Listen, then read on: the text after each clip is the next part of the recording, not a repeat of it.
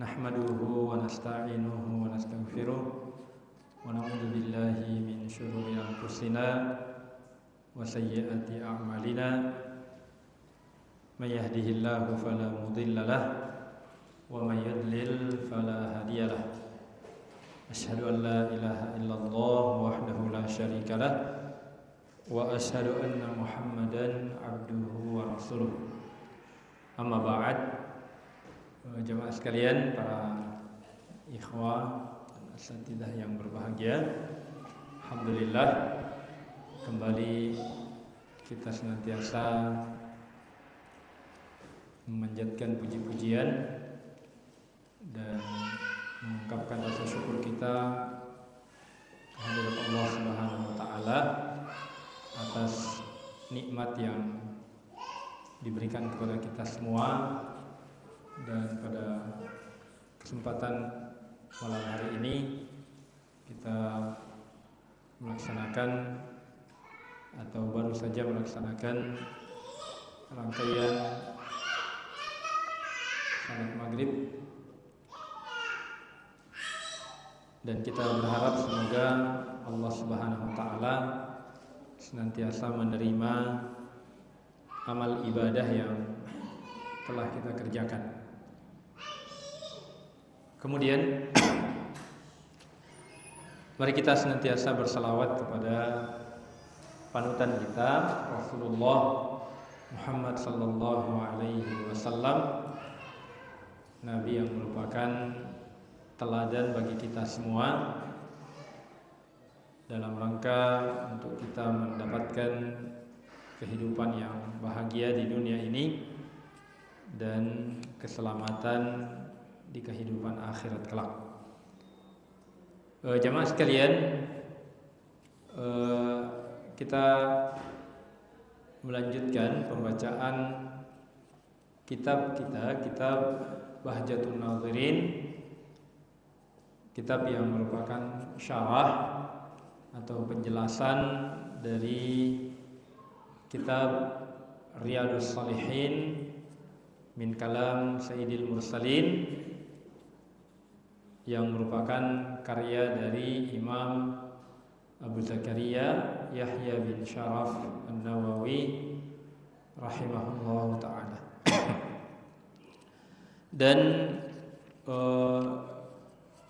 di bab yang ke-16 ini, ya, babun fil amri bil muhafazati ala sunnati wa adabiha, bab tentang perintah untuk menjaga sunnah-sunnah Rasulullah sallallahu alaihi wasallam, dan sebagaimana yang menjadi metode atau kebiasaan Imam An-Nawawi rahimahullah ta'ala sebelum beliau menyebutkan hadis-hadis yang berkenaan dengan judul bab, beliau terlebih dahulu menyebutkan hadis atau ayat-ayat yang memiliki relevansi dengan judul bab. Dan alhamdulillah pada pertemuan yang lalu ayat-ayat yang disebutkan oleh Imam An-Nawawi rahimahullah ta'ala itu sudah kita selesaikan, dan malam ini kita memulai untuk membahas hadis-hadis yang berkaitan dengan bab ini.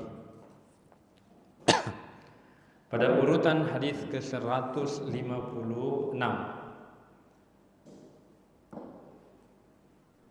An Abi Hurairah radhiyallahu anhu anin Nabi sallallahu alaihi wasallam qala.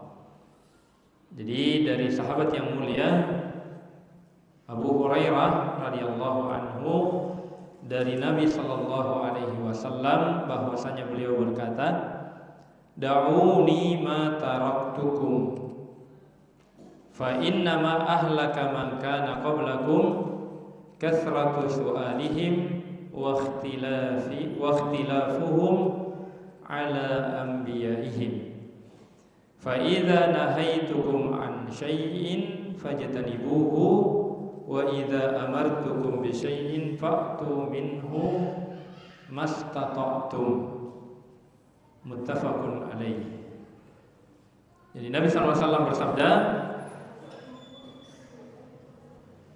da'uni ma taraktukum. Ya, da'uni ini makna asalnya itu adalah tinggalkan. Ya. Jadi seakan-akan Nabi SAW mengatakan, tinggalkanlah banyak bertanya terhadap apa yang saya tinggalkan bagi kalian. Ya. Karena sesungguhnya umat sebelum kita ini dari kalangan Bani Israel itu dibinasakan disebabkan karena banyak bertanya kepada para nabi mereka dan banyak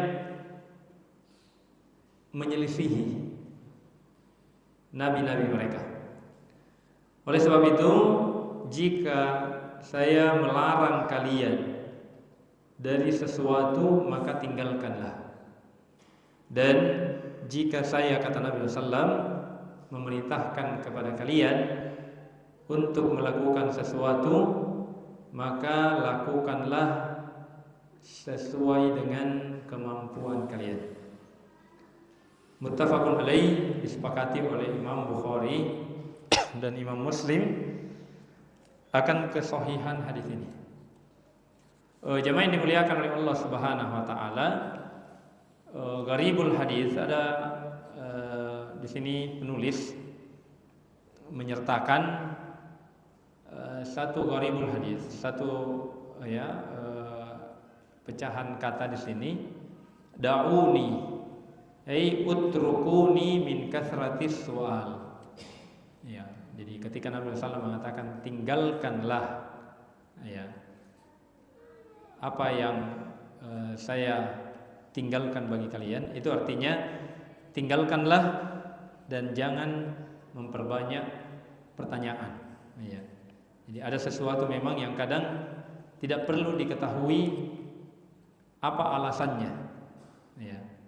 Dan pada keadaan-keadaan tertentu, hal yang seperti ini yang dibutuhkan adalah melakukan atau mencontek apa yang dilakukan oleh Nabi sallallahu alaihi wasallam. Fiqhul hadis, jemaah sekalian, ada beberapa pelajaran faidah yang bisa kita petik dari hadis ini. Yang pertama adalah al-amru bitarki su'ali an syai'in lam yaqa khasyatan an yanzila bihi wujubun au azimatun. Di sini hadis ini mengandung perintah untuk meninggalkan bertanya terhadap sesuatu yang belum diketahui atau belum terjadi, disebabkan adanya kekhawatiran pertanyaan itu menjadi sebab turunnya ayat atau turunnya kewajiban atau sebuah tekanan, penekanan untuk melakukan ibadah tersebut. Lianna kasratas su'ali tusilu ila ta'qidil masail wa tafri'iha. Karena banyak bertanya pada hal-hal yang tidak dibutuhkan, itu akan mengantarkan untuk menjadikan masalah ini detail. Artinya banyak muncul lagi pertanyaan berikutnya. Wa taftahu babasy syubuhati al-mufdiyah ila kasratil ikhtilaf alladhi yafdi ilaihi ilal halak. Dan tentunya banyak bertanya bukan berarti tidak boleh bertanya. Yang dilarang adalah banyak bertanya pada hal-hal yang tidak substansial. banyak bertanya itu akan membuka pintu-pintu syubhat yang akan membuka ya banyaknya perbedaan pendapat, perbedaan yang juga akan mengantarkan kepada kebinasaan. Ya. Jadi jemaah sekalian, kadang memang syariat ini tidak membutuhkan hal-hal yang terlalu mendetail. Ya. Cukup ya kita mempedomani apa yang Nabi SAW lakukan. Ya. Jadi banyak hal ya, sekalian dalam syariat ini yang tentunya kita tidak ketahui, ya, apa maslahatnya, apa mudaratnya. Ya. Namun ya, kita harus yakini yang namanya perintah ya, atau larangan ya pastinya ada di baliknya. Ya, kalau perintah ada maslahat di baliknya, kalau larangan berarti ada mudarat. Ya. Namun tidak semua kita ketahui. Ya. Banyak hal jemaah sekalian, ya, termasuk pada urusan-urusan ibadah. Ya. Tidak usah kita terlalu mendetail ya. Ada mungkin di antara umat ini yang mempermasalahkan itu. Kenapa harus menunjuk ya kalau tasyahud itu? Biasa ya ada yang mempermasalahkan. Apa yang ditunjuk? Nah, ya. Atau yang melakukan ibadah haji, kenapa mencium ya Hajar Aswad? Ya. Apa gunanya itu dicium? Ya. Makanya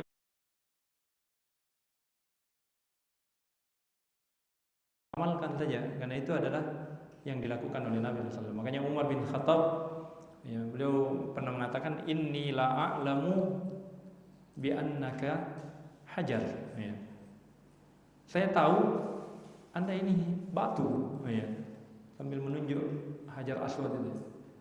Saya tahu Anda ini batu. La tanfa'u wa la tadur. Ya.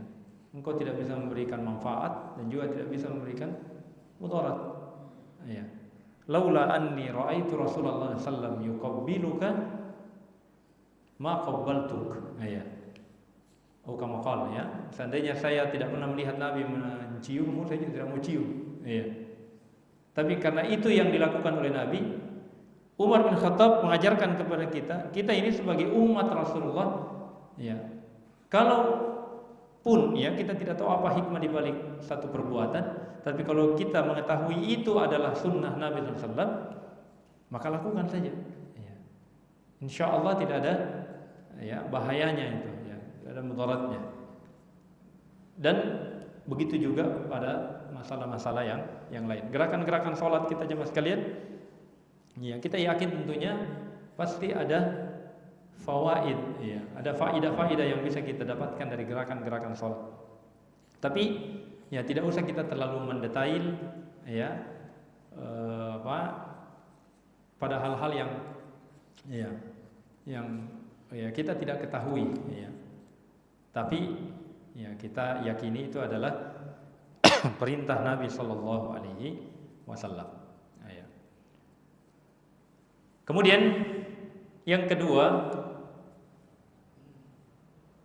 wujubu tarki kulli manhiyin anhu idza kana an-nahyu jaziman li'annahu la masyaqqata fi tarkihi wa lidzalika kana an-nahyu anhu amman. Ya. Jadi di sini jemaah sekalian, hadis ini juga mengajarkan kepada kita wajibnya untuk meninggalkan semua jenis larangan, ya, yang tentunya larangannya ini adalah jazim, ya. Jadi larangannya ini adalah tegas, ya. Jadi wajib ya untuk kita meninggalkan ya, apa yang diperintahkan untuk ditinggalkan, ya, atau larangan, ya. Karena dalam urusan ya meninggalkan larangan itu tidak ada beban, ya. Jadi kalau kita perhatikan lafaznya jemaah sekalian, ketika Nabi SAW menyebutkan tentang perintah, Maka Nabi mengatakan fa'tu minhu mastata'tu. Ya. Datangi apa yang diperintahkan oleh Nabi sesuai dengan kemampuan kita. Ya. Itu artinya ada tingkatan-tingkatan kemampuan. Ya. Adapun larangan, ya, Nabi langsung perintahkan kita untuk meninggalkan secara mutlak. Ya. Ma nahaitukum anhu fajtanibuhu. Apa yang saya larang kalian darinya, maka jauhilah. Ya. Untuk larangan itu tidak ada, ya, tidak ada beban, ya, tidak ada yang memberatkan bagi kita untuk meninggalkan larangan. Ya.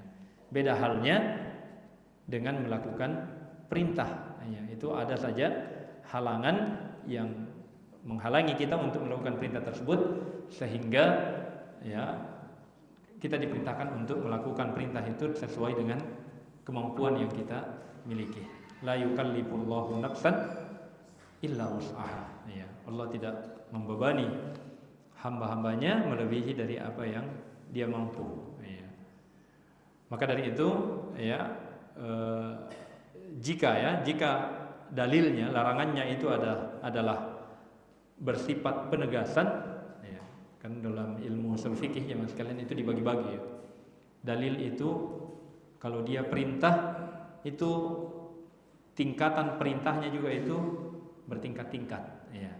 Ada, ya, al-aslu bil amri yaqtadi al-wujub, ya. Hukum asal perintah itu menunjukkan kewajiban, ya. Kalau perintahnya tegas, ya.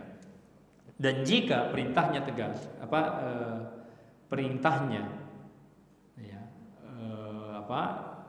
tidak terlalu tegas, ya, maka ada indikasi yang menunjukkan bahwasanya itu tidak wajib, ya. Jadi perlu ini diketahui, ya, karena memilih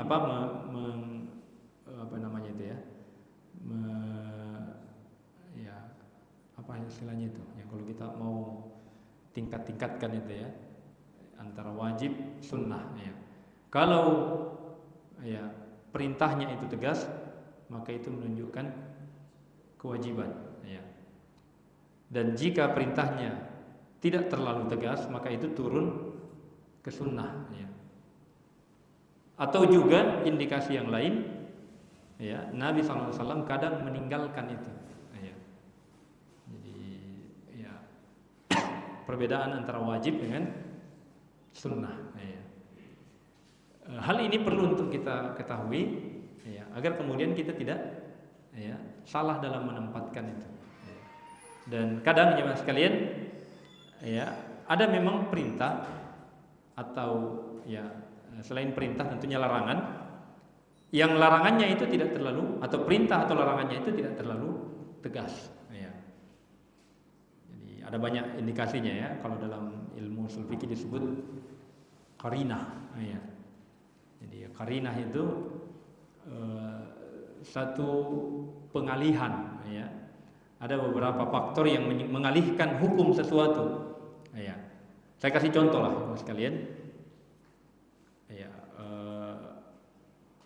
Ketika Nabi SAW mengatakan, ya, sallu qabla al-maghrib, ya. Ini kan bukan dari wajib ke sunnah, ya, dari sunnah muakkadah ke sunnah biasa, ya. Sallu qabla al-maghrib, salatlah sebelum maghrib, ya. Salat sunnah, ya. Jadi kalau kita perhatikan, ini lafaznya adalah perintah, ya. Tapi ini bukan wajib, ya. Perintahnya ini sunnah, ya. Sallu qabla al-maghrib, sehingga para ulama menyebutkan, ya, seandainya tidak ada qarinah di belakangnya, maka ini masuk sunnah muakkadah, ya. Sunnah yang sangat ditegaskan, ya. Tapi ternyata ada di ujung hadis itu Nabi mengatakan liman syaa, bagi siapa yang mau, ya. Jadi salat sunnah sebelum maghrib itu, ya, tidak muakkadah, ya, tapi boleh, ya. Nabi mengatakan liman syaa, bagi siapa yang mau. Ini disebut qarinah, ya. indikator yang memalingkan hukum dari tegas menjadi kurang tegas. Ya. Tapi kalau dikatakan sunnah, ya para sahabat dahulu mengatakan kami tidak memilih. Ya, apakah ini muakkadah atau tidak? Yang jelas sunnah kami kerjakan. Ya. Tapi kita orang belakangan ini butuh urutan-urutan hukum ini supaya kita tidak salah menghukumi. Ya. Jangan sampai kita mencela seseorang. Ya, umpamanya kita melihat seseorang tidak sholat sunnah sebelum maghrib, ya kita celah. Ya. Tidak boleh mencela pada hal-hal yang tidak tegas. Ya. Bisa dipahami ya. Jadi ini penting untuk kita ketahui agar kemudian kita tidak salah menempatkan urutan-urutan takalif namanya, pembebanan dalam syariat. Ya, termasuk larangan. Ya. Jadi kalau larangannya tidak terlalu tegas, ya kalau larangannya tegas itu kan hukumnya haram. Ya. Tapi kalau larangannya dipalingkan, ada hukum yang memalingkan dia, itu menjadi makruh. Ya. Artinya bukan satu hal yang diharamkan tetapi dimakruhkan. Ya. Dalam peristilahan fikih, makruh itu ketika dilakukan tidak dosa. Artinya dia tidak sampai ke haram. Ya. Tapi kalau ditinggalkan lebih utama. Ya. Dan urusan-urusan yang seperti ini, Nabi SAW kadang mencontohkan itu. Nabi umpamanya mengatakan, la yatana'alanna ahadukum bina'latin wahidah. Nabi mengatakan jangan salah seorang di antara kalian memakai sandal sebelah. Apa maksudnya? Jangan pakai sandal sebelah. Kalau mau pakai semuanya, kalau mau lepas semuanya.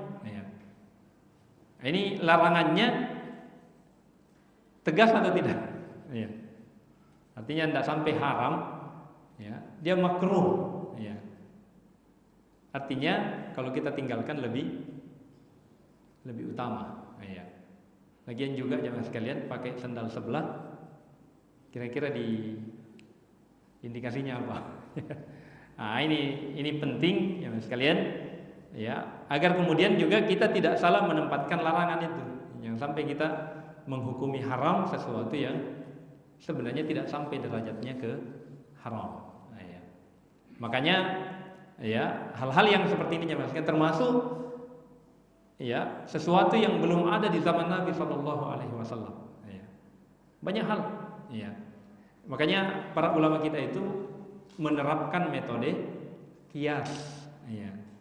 Jadi kadang substansinya sama, namanya yang berbeda, atau bentuknya yang berbeda tapi substansinya sama.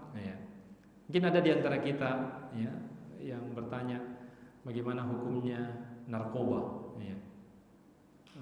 narkotika, apa kepanjangannya narkoba itu? Pak panjang itu, ada kepanjangannya itu. Ada zat-zat adiktif. Jadi kalau orang mau mengakal-akali, mengatakan tidak ada narkoba di zaman Nabi. Makanya jemaah sekalian, hukum kias itu dikiaskan apa substansi dari larangan itu. Itulah yang Nabi SAW mengatakan, kullu muskirin khamrun. Semua yang memabukkan itu adalah khamar. Wa kullu khamrin haramun. Dan semua yang khamar itu haram. Jadi apa substansinya? Memabukkan. Jadi mau apa namanya, yang penting memabukkan, itu haram hukumnya. Kalau narkoba memabukkan, dia ilahnya di situ. Dia memabukkan. Bagaimana kalau sedikit? Maka kaidahnya apa yang memabukkan banyaknya, sedikitnya juga haram. Ya. Jadi tidak memandang banyak atau sedikitnya. Yang jelas zatnya yang memiliki substansi memabukkan, maka itu diharamkan dalam syariat. Ya. Nah, bagaimana kalau tingkat memabukkannya sedikit? Ya. Mungkin ada. Saya tidak tahu para ahli, kadang saya juga tidak terlalu ini ya kalau dikatakan sekian persen alkohol. Ya. Ya perlu para ahli berbicara. Ya, bagaimana hukumnya kalau alkohol itu ya dipakai pada hal-hal yang umpamanya di kesehatan, ya. Dan seterusnya. Ya. Tapi jemaah sekalian, ya, ada kaidah umum yang menyebutkan bahwasanya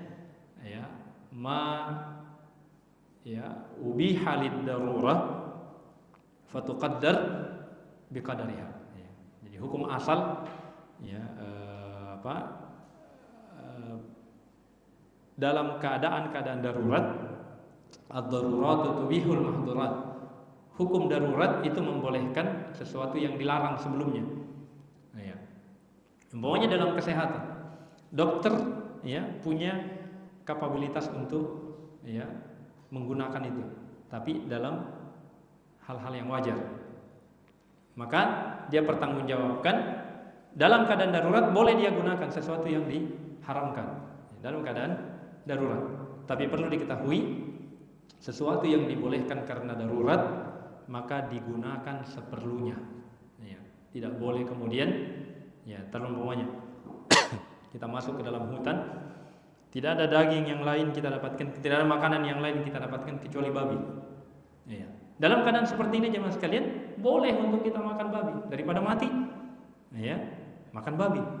Ya, tapi bukan dalam rangka untuk ya ambil kesempatan, baru saja kita makan babi. Ya. Dalam keadaan darurat. Ya. Kalau sudah kita terlepas dari ancaman kematian, maka tidak boleh kemudian kita berlezat-lezat dengan makanan itu. Jangan sampai ada yang mengatakan, ya mumpun darurat, hantam memang. Ya. Jadi ya ini tidak dibolehkan. Ya.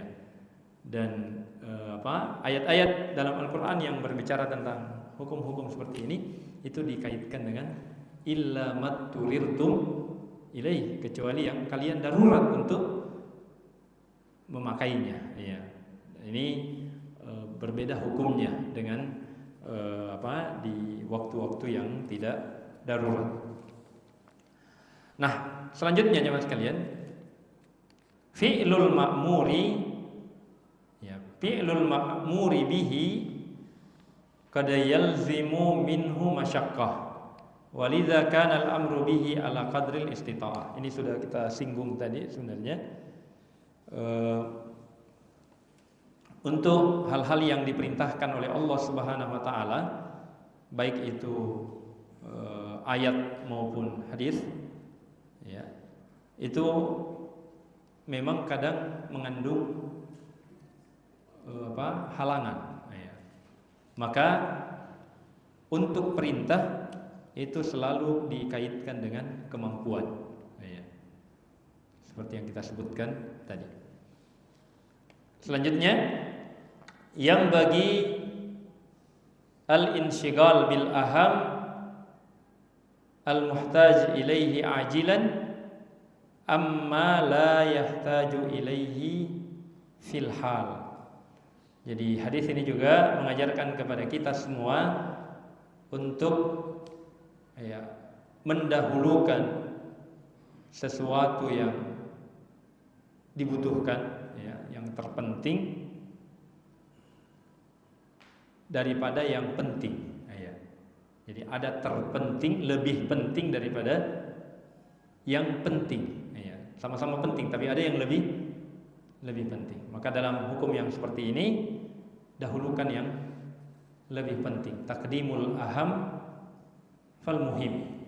Dahulukan yang lebih penting daripada yang penting. Dan dalam kehidupan kita kadang terjadi seperti ini.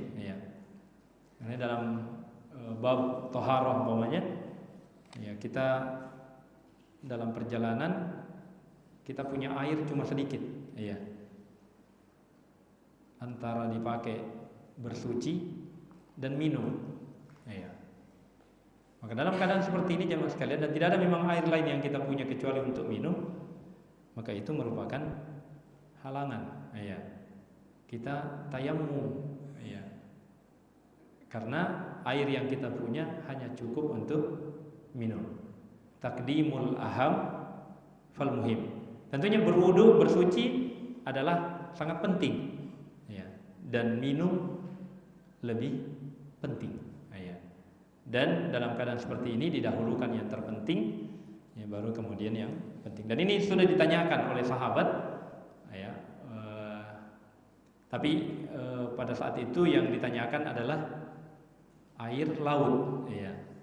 Jadi dalam keadaan perjalanan memakai perahu di lautan, dan air yang dia miliki, ya, untuk minum, cukup untuk minum dan tidak ada untuk berwudu, ya. Maka yang ditanyakan adalah apakah kami berwudu menggunakan air laut, ya. Maka Nabi menjawab dengan dua, ya. Al-bahr, ya, al-hillu maitatuhu wa tahuru ma'uhu, ya. Nabi SAW mengatakan untuk laut, ya, itu halal bangkainya dan suci airnya, ya. Jadi, ya, tentunya kalau kita berwudu pakai air laut, ya, itu beda ya dengan air tawar, ya. Pasti ada yang melengket-lengket biasa kalau kita pakai air laut, ya. Tapi ya hukum asalnya dia suci, ya, dan mensucikan. Kemudian yang bagi alal muslimi an yabhas amma jaa anillahi wa rasulihi thumma yajtahidu fi fahmi dzalika wal wuqufu ala maradillahi fihi thumma yatashagalu bil amali bihi. Jadi pada intinya jemaah sekalian, sebagai seorang muslim hendaknya kita menyibukkan diri untuk mencari dalil-dalil yang berkenaan dengan apa saja yang kita butuhkan dalam kehidupan ini dari Al-Quran dan sunnah-sunnah Rasulullah SAW. Kemudian kita, ya, bersungguh-sungguh untuk memahami hal-hal tersebut, ya. Jadi secara kafah, sekalian, secara menyeluruh, ya, kita ini diperintahkan untuk mengamalkan Islam secara seutuhnya, ya. Jadi jangan kita hanya mengambil separuh-separuh, ya, dari agama ini. Dan ini salah satu penyebab Allah melaknat ahli kitab, ya, melaknat Yahudi dan Nasrani, karena, ya, kadang ayat itu kalau sesuai dengan hawa nafsunya mereka ambil, tapi kalau tidak sesuai dengan hawa nafsunya, ya, maka mereka tinggalkan ayat-ayat tersebut, ya.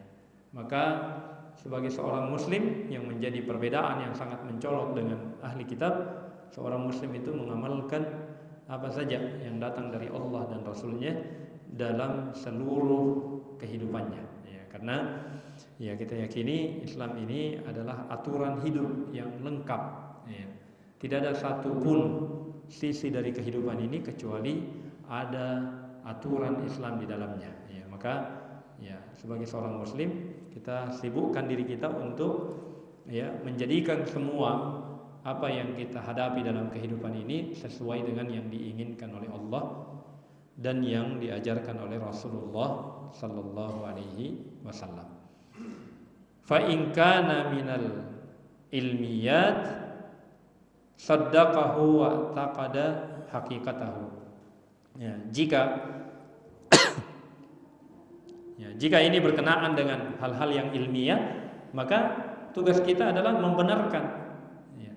Tugas kita adalah mempercayai, meyakini apa yang, ya, Nabi Shallallahu Alaihi Wasallam sampaikan kepada kita. Dan memang, teman sekalian, hal-hal ilmiah, ya, itu kadang berbeda apa yang dipahami oleh kebanyakan manusia dan apa yang menjadi tuntunan Rasulullah Sallallahu Alaihi Wasallam. Ya, dalam banyak hal. Ya. Jadi, ya kalau ya kita ada minuman, kemudian ada lalat yang jatuh di situ. Ya. Kalau PKK kan buang. Ya. Kalau instruksi PKK, ya, pendidikan apa itu? PKK dulu waktu yang SD masih ingat ya. Sekarang sudah tidak ada kayaknya. Iya. Saya tidak tahu apa kepanjangannya. Yang jelas itu kalau instruksinya PKK, kalau ada lalat buang. Iya. Nah kalau dalam Islam, Nabi SAW mengatakan idza walagal apa?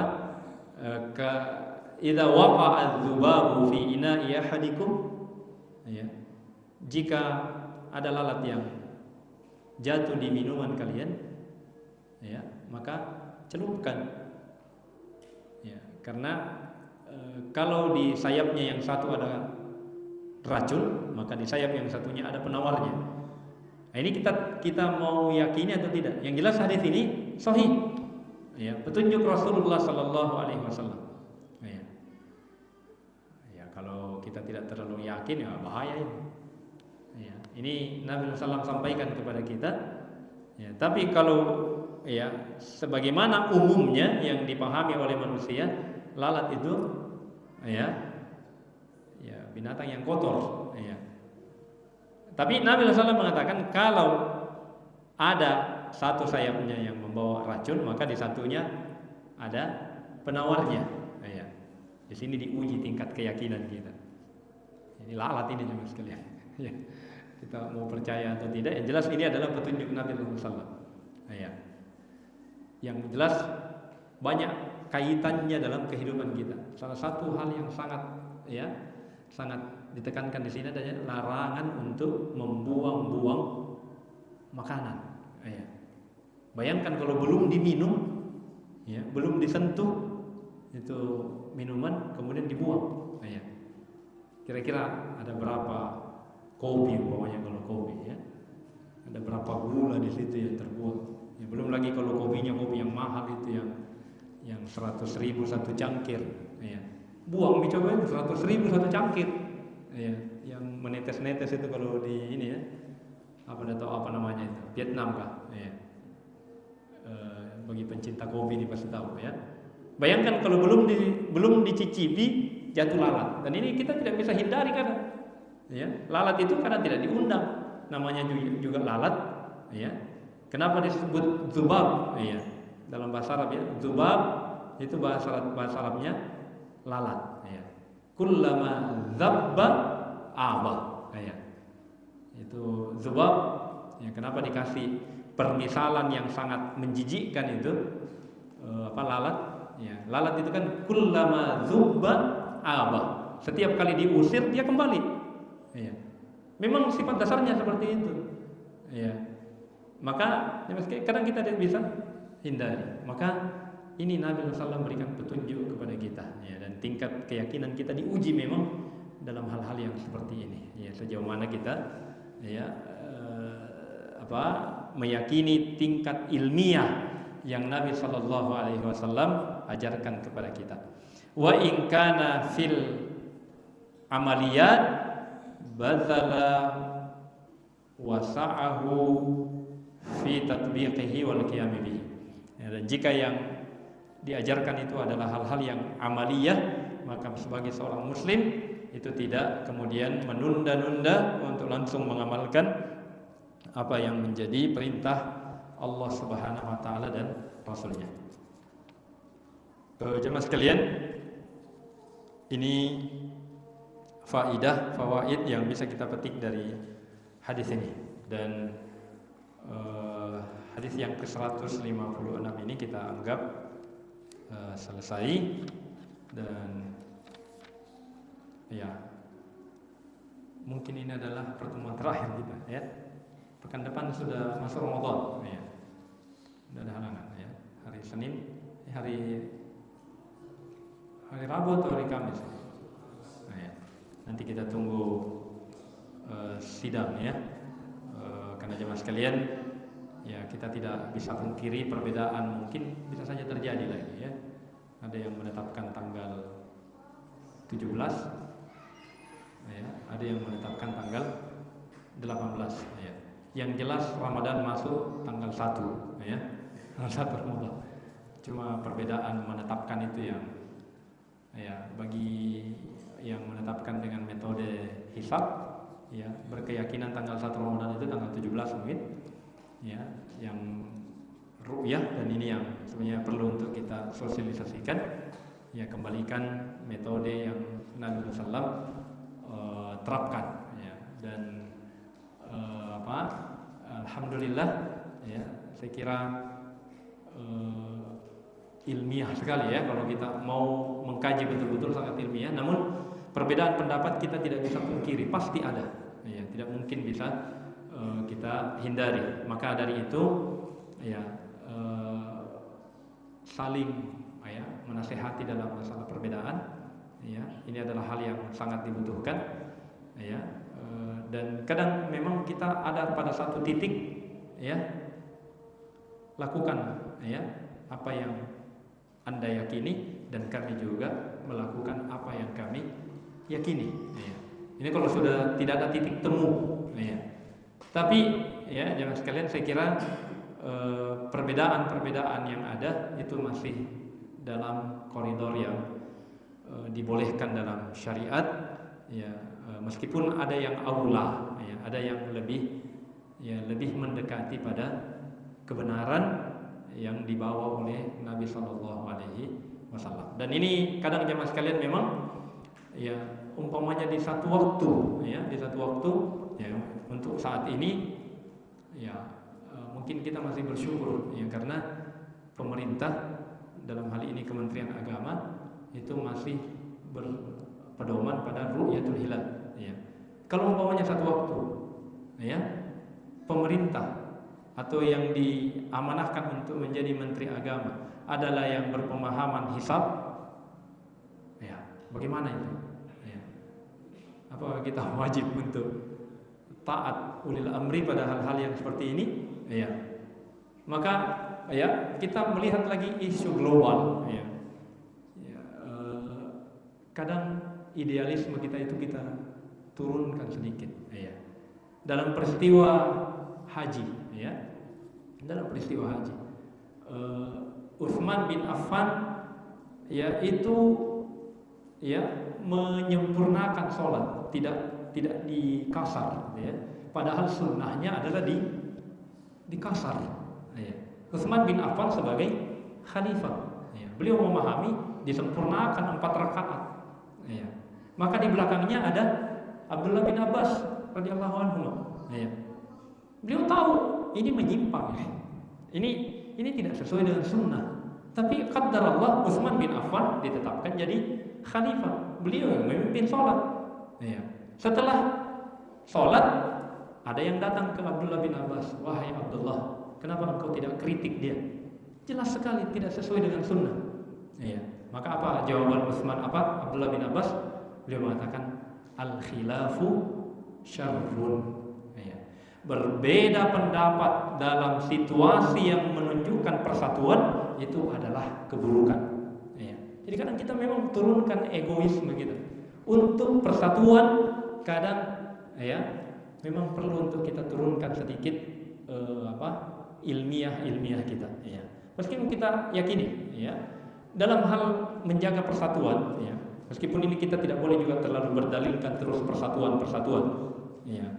Perlu juga kadang kita harus membuat dialog ilmiah untuk memunculkan dalil-dalil kebenaran agar kemudian umat ini bisa tercerahkan ya. Ya, termasuk jemaah sekalian momen kita hari-hari ini ya. Kadang kita diuji oleh Allah dengan momen-momen yang global ya, seperti isu BOP saat ini ya, yang digagas oleh Donald Trump itu ya. Kita tidak tahu kita mau berdiri di mana, mendukung atau tidak ya. Fakta-fakta ilmiah sudah sangat jelas. Ini bukan perdamaian, ini jelas-jelas proyeknya hanya ingin menguasai Gaza. Ya. Tapi jemaah sekalian, kita tidak bisa gegabah karena banyak para ulama juga yang memandang ini adalah jalan as-silm, ya, perdamaian, dan Islam sangat menjunjung tinggi itu. Wallahu a'lam. Ya. Makanya jalan yang selamat adalah kita tawakuf dulu, kita diam dulu sampai benar-benar ada jelas yang terjadi. Dan para ulama juga itu ternyata mempersyaratkan, tidak diterima mentah-mentah apa yang dilakukan oleh Presiden Prabowo. Ternyata ada hitungan-hitungan. Kalau memang ternyata di ujungnya tidak seperti yang dijanjikan, maka para ulama itu sudah menjanjikan akan menarik diri dari dukungan itu. Dan ini saya kira memang salah satu yang menjadi ujian kita di akhir zaman mungkin, apalagi di negara kita yang kita tidak tahu apakah negara kita ini masuk negara Islam atau tidak, karena dikatakan Muslim mayoritas, tapi penerapan nilai-nilai agama itu masih sangat jauh dari yang kita harapkan. Maka kita kembali untuk selain memperhatikan diri kita juga tentunya berpikir untuk bagaimana memberikan solusi. Minimal solusi kita adalah tidak sok tahu, tidak mengumbar kebodohan kita dengan banyak berkomentar. Kembalikan, pasti para ulama kita telah memikirkan hal-hal tersebut. Dan ini mungkin jemaah sekalian apa yang kita sampaikan, dan ini mungkin sekali lagi taklim terakhir kita sebelum Ramadan, dan insya Allah mungkin kita akan mulai kembali setelah Ramadan, dan mudah-mudahan Allah Subhanahu wa taala memberikan keistiqomahan kepada kita, dan kami secara pribadi meminta maaf jika ada hal-hal yang kata-kata atau perbuatan kami yang tidak mencerminkan kebaikan, dan tentunya kita saling memaafkan, bukan karena momen Ramadan, tapi memang seperti itulah sebagai seorang muslim. Kita tidak ketahui, kadang ada tingkah-tingkah kita yang menurut kita mungkin bagus, tapi boleh jadi dalam pandangan sesama muslim itu ada kekurangan di situ. Maka kita saling memaafkan, saling membersihkan diri kita. Dan seburuk-buruk perbekalan adalah ketika kita membawa permusuhan menghadap Allah Subhanahu wa taala. Demikian kita akhiri dengan membaca doa kafaratul majelis. Subhanakallahumma rabbana bihamdika asyhadu an la ilaha illa anta astaghfiruka wa atubu ilaik. Subhana rabbika rabbil izzati amma yasifun wa salamun alal mursalin walhamdulillahi rabbil alamin. Assalamualaikum warahmatullahi wabarakatuh.